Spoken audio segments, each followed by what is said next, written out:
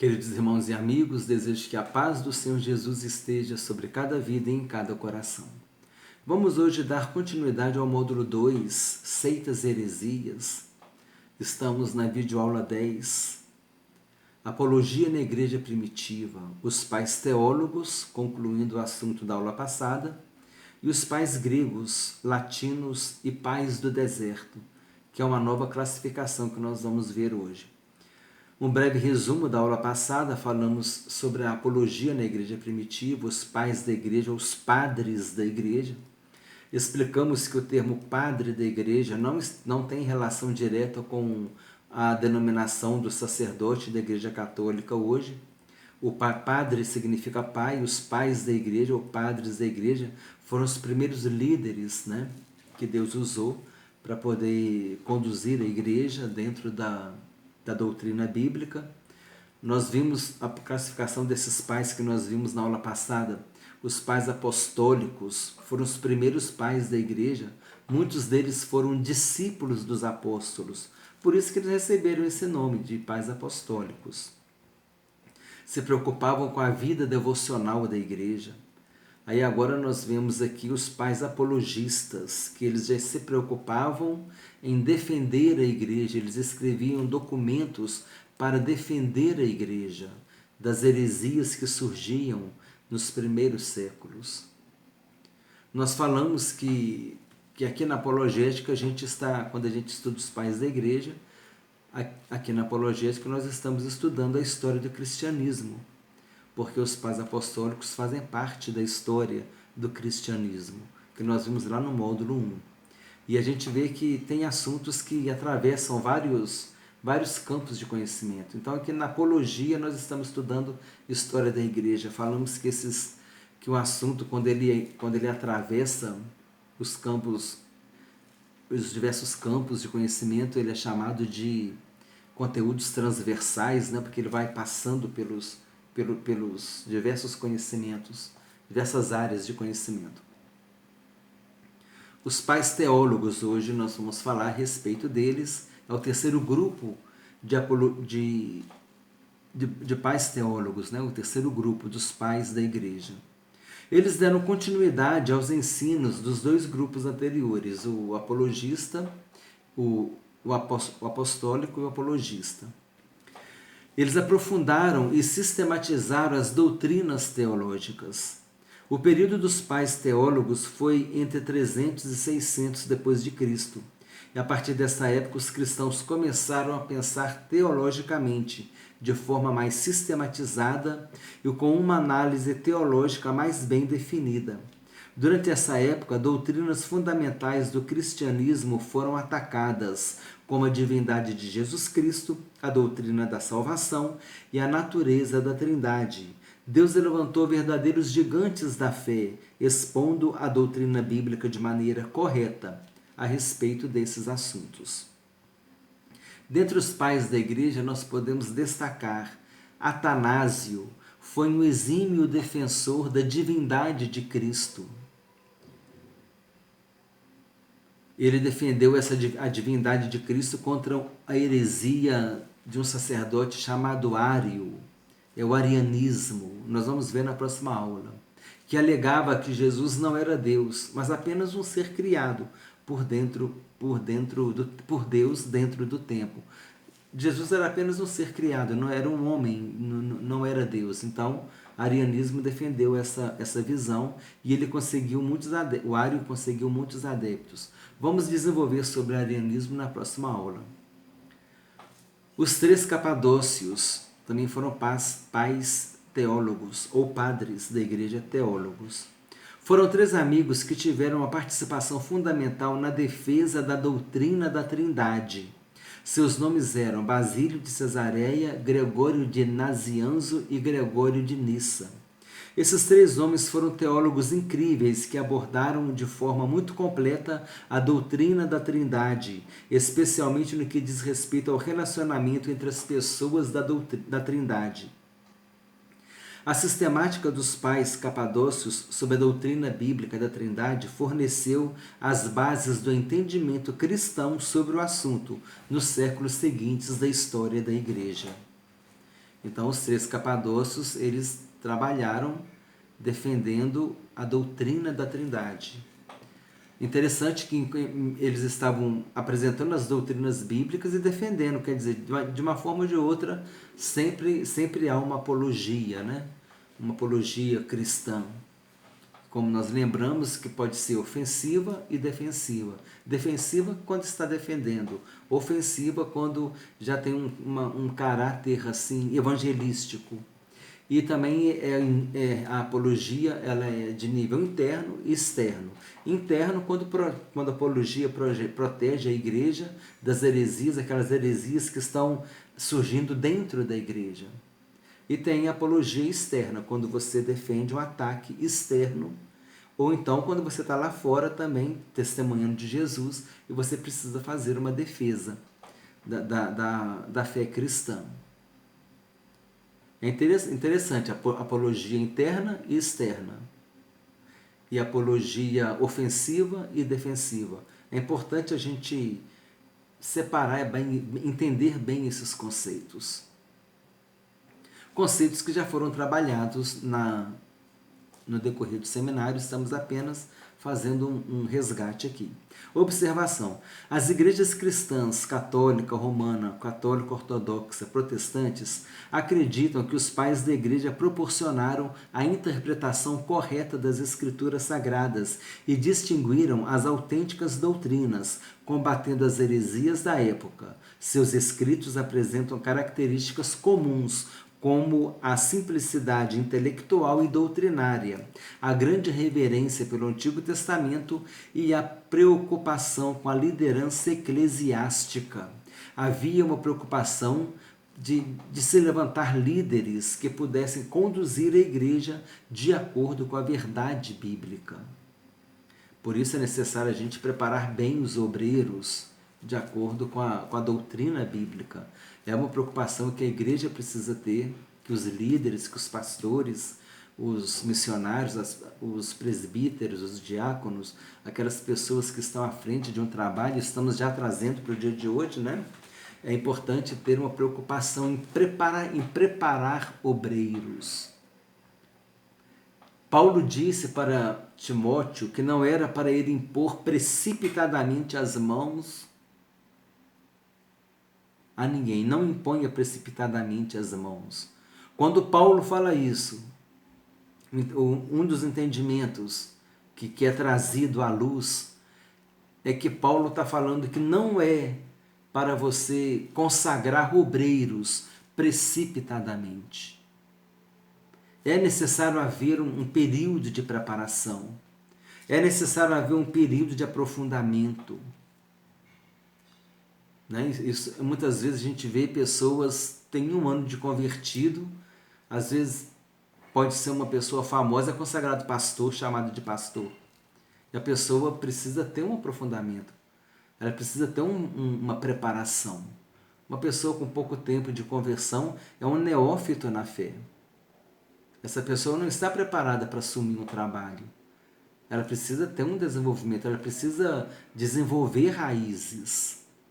Isso é só com o tempo, é com o estudo, com o estudo bíblico, com acompanhamento pastoral, objetivando preparar aquela vida para ela assumir um trabalho, por exemplo, e não impor precipitadamente as mãos. Vai aqui, pega ali, é pastor, a partir de agora é pastor, a partir de agora é evangelista. Então esse é um entendimento, a gente não pode ser precipitado em consagrar uma pessoa e colocar essa pessoa despreparada, porque essa liderança poderá ter problemas e precisa ter esse cuidado. E é o que eles tinham, a preocupação de preparar as pessoas que iriam assumir as igrejas, pessoas preparadas para assumir a igreja, para liderar. E essa preparação demanda tempo. Existe um tempo aí, um bom tempo de preparação, né? A gente pode até fazer uma analogia. Ninguém entra no exército hoje e daqui a 1 ano é general, né? É só um modo de expressar para a gente trazer à luz esse entendimento. É preciso preparar. Preparação de obreiro demanda tempo. Não é da noite para o dia que se prepara um obreiro. Item 10. Outra divisão dos padres da igreja. Nós falamos da primeira divisão, que foi... É bom, né, a gente sempre relembrar que foram os pais apostólicos, depois os pais apologistas e depois os pais teólogos. Já sabemos falar um pouquinho sobre cada um deles. A matéria está na descrição do vídeo. Estuda depois, procura aprender saber falar um pouquinho a respeito de cada um deles. E agora nós vamos falar sobre outra divisão, os pais gregos, os pais latinos e os pais do deserto. Os pais gregos foram aqueles que escreveram os seus documentos em grego. Exemplo, Clemente de Alexandria, Orígenes de Alexandria, Atanásio de Alexandria, Irineu de Lyon. Pais latinos escreveram seus documentos em latim. Exemplo, Agostinho de Hipona, Ambrósio de Milão. Sendo que o maior conteúdo foi produzido pelos pais gregos. Os pais latinos produziram um menor conteúdo. Pais do deserto.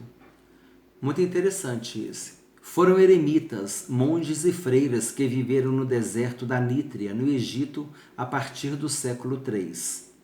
Exemplo, Santo Antão ou Santo Antônio, o Grande. É uma referência dos pais do deserto. Eles tiveram muita influência no cristianismo primitivo. No deserto, eles tinham uma vida de austeridade. Acontece que surgiram comunidades ao redor desses pais. E um monge chamado Pacômio, percebendo a necessidade de uma estrutura mais formal, estabeleceu um mosteiro, com regras e uma organização, com regulamentos que incluía uma vida disciplinada de obediência, trabalhos manuais, silêncios, jejuns e longos períodos de oração. O mandamento do amor era o guia primário da vida dos pais do deserto, com a necessidade de vencer as emoções negativas, a raiva e o julgamento dos outros. Só abrindo um parênteses aqui rapidinho, a gente costuma ver nesses filmes, né?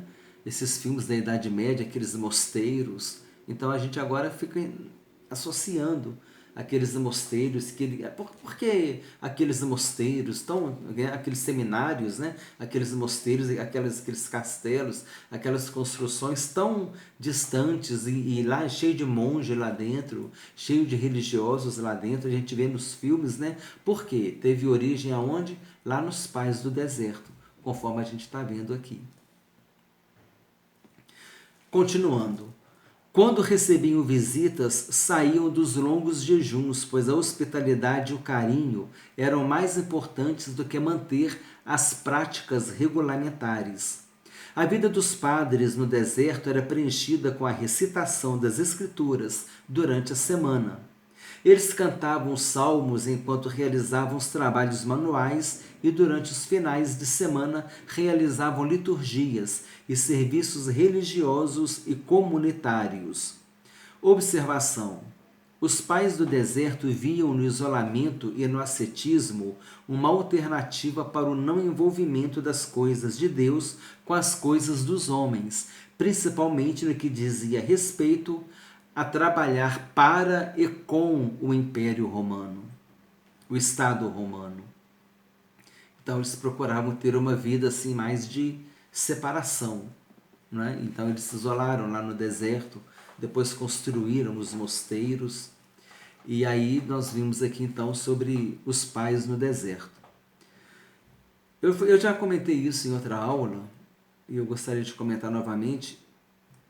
Eu acho mais prudente escrever o conteúdo, deixar lá na descrição do vídeo para você copiar, do que eu simplesmente ficar falando, você fica ouvindo e não consegue anotar. Então essa aula foi dividida. Essa aqui é a segunda parte da aula que foi dividida. Ficou mais de 30 minutos essa aula. E o que aconteceu? O conteúdo não cabia na descrição do vídeo. que só cabe 1000 caracteres ali, né? Então eu achei por bem dividir a aula em duas e trazer a matéria mais completa para vocês, para que a gente tenha essa matéria mais completa. E não sei, porque eu poderia simplesmente colocar em tópicos e ficar falando, mas eu não acho isso interessante. Eu acho interessante é trazer o conteúdo para você, que você pode copiar no seu caderno e que você pode também copiar e colar no Word, e você vai compondo a apostila do seminário Palavra de Vida. E quando nós concluímos o seminário, permitindo-nos assim o Senhor, você vai ver que você vai ter um conteúdo muito bom para você estudar, para você, que vai te dar bagagem, para você dar estudos bíblicos, para você pregar, para você trabalhar na escola dominical. É importante estudar. Se você gosta de pregar a palavra de Deus, se você gosta de dar estudos bíblicos, se você é um superintendente de escola dominical, se você dá estudo bíblico nas casas, você tem que ter o compromisso de estudar. Estudar, pesquisar, aprender. Porque eu penso que é desonesto. É desonesto. Você vai dar um estudo bíblico, chega lá você não preparou nada. Isso é desonesto. Porque as pessoas criam uma expectativa do estudo bíblico e você não pesquisou, ou não se preparou. Isso em relação à mensagem também. É importante a gente ter esse carinho com as pessoas e ter esse carinho com a obra de Deus também. E com Deus também. Porque se a gente vai apresentar um trabalho numa faculdade, apresentar um trabalho numa escola, uma palestra, você se prepara. Por que para as coisas de Deus você não se prepara? Isso eu estou falando assim, eu só estou levantando, né? Cada um sabe que se ele se prepara ou não. Mas o ideal é que a gente procure se preparar. E a gente se preparando, a gente ainda vai ter em falta, né? E é só Deus, é só na misericórdia de Deus e na graça capacitadora de Deus que a gente vai dar conta do recado. Amém? Nós falamos aqui, para concluir a aula, nós falamos a respeito do que os pais do deserto eles viam no isolamento, ia lá para os mosteiros, né? E no ascetismo, uma alternativa para não envolver as coisas de Deus com as coisas do Estado romano. Eles não queriam envolver as duas coisas, então eles procuravam isolar-se. Aí, o que é ascetismo? Ascetismo é uma doutrina filosófica que defende a abstenção dos prazeres físicos e psicológicos, acreditando ser o caminho para atingir a perfeição e equilíbrio moral e espiritual. É uma vida com práticas espirituais, igual eles faziam, recitando as escrituras, longos jejuns, ficavam em silêncio, outra hora eles cantavam os salmos. Abstenção dos prazeres físicos, mais focalizado aqui a questão do prazer físico de não se alimentar, né, por causa do jejum.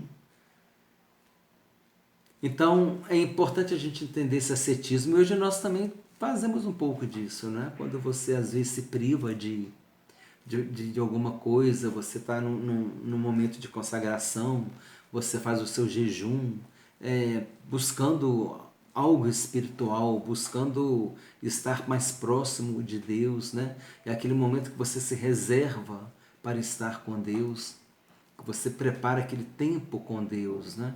Então isso é importante. Então essa é uma prática muito interessante, podemos aprender com os pais do deserto. Assim como eles procuraram se isolar do mundo, vamos assim dizer, para ter uma vida com Deus, assim também que nós possamos ter esse entendimento de que nós precisamos separar um tempo para estar com Deus, o nosso devocional diário, onde nós louvamos, adoramos, buscamos a Deus. A gente precisa procurar ter esse tempo. Muitas vezes a vida corrida não nos permite, mas é importante a gente se esforçar para disciplinar isto, né? E além de ter esse momento com Deus, separado com Deus, também, igual me lembrei aqui agora, quando Paulo diz, orando em todo tempo no Espírito. Quer dizer, você está na rua, você está dirigindo, põe um louvor, Você está andando na rua, está falando com Deus, né? E você assim vai tendo aquela, orando sempre no Espírito, sempre procurando estar ligado no Senhor. Amém? Então nós aprendemos com os pais do deserto que é necessário a gente ter essa decisão de a gente se isolar e ficar um tempo com Deus, deixar Deus falar aos nossos corações. Amém? Espero que os irmãos tenham gostado da aula. O conteúdo está na descrição do vídeo. Desejo que Deus abençoe a todos abundantemente, em nome do Senhor Jesus Cristo.